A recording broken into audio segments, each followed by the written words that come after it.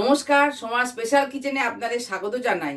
আজকে একটা unique recipe দেখাবো, সেটা আপনারা প্রথম থেকে শেষ পর্যন্ত দেখবেন। আচ্ছা, এটা কড়াটা গরম হয়ে গেছে, এবার আমি এই সাদা তেলটা দিয়ে দিলাম। আচ্ছা, এই কপিটা ঠিক এটা ঠিক এইরকম করে কেটে নিতে হবে, এইরকম সাইজ হবে কপিটা। এবার আমি তেলে ভেজে নিতে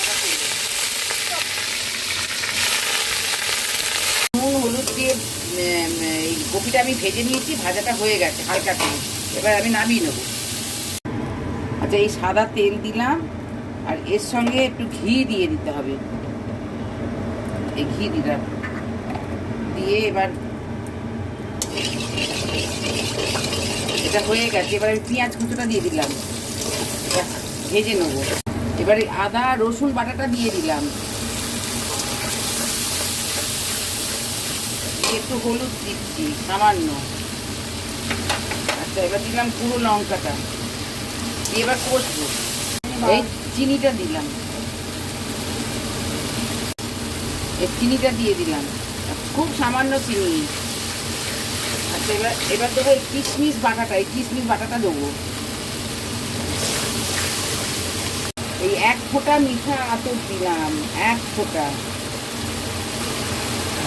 এবার একটুখানি কেওড়া জল, 1 চামচ কেওড়া জল।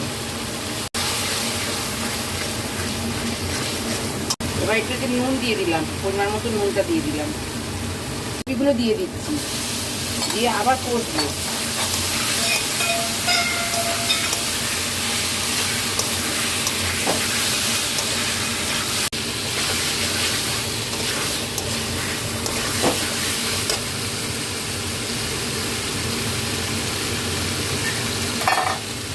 এটা আমার কষা হয়ে গেছে, এবার আমি একটু জল দিয়ে দিলাম, দিয়ে একটু নেড়ে আমি ঢাকা দিয়ে দেবো।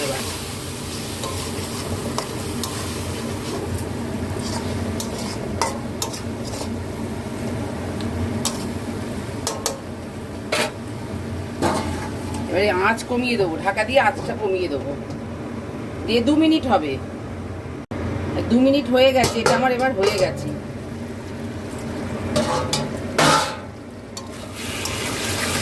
এতে এবার আমি এই যে গরম মশলা গুঁড়োটা দিলাম, আর 1 চামচ, ছোট চামচের 1 চামচ ঘি দেবো। আজকের মতন এই পর্যন্ত। আপনারা লাইক সাবস্ক্রাইব করবেন, আর এটা করে খেয়ে কমেন্ট করে আমাকে জানাবেন এটা কেমন হয়েছে। নমস্কার।